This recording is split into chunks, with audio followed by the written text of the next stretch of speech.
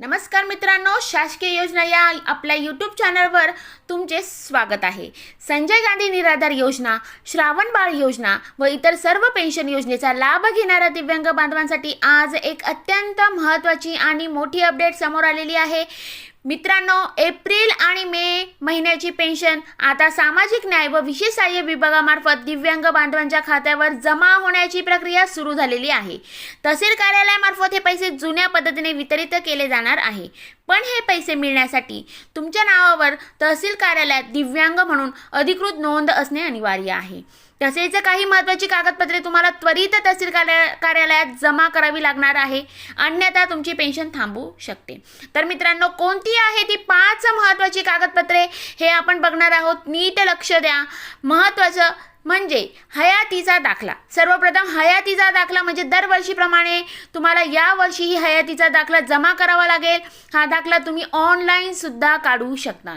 दुसरी बाब म्हणजे उत्पन्नाचा दाखला। ज्यांचे वय 50 वर्षापेक्षा कमी आहे त्यांना दरवर्षी उत्पन्नाचा दाखला द्यावा लागतो, मात्र ज्यांचे वय 50 वर्षापेक्षा जास्त आहे त्यांना 5 वर्षातून एकदाचा हा दाखला देणे आवश्यक आहे।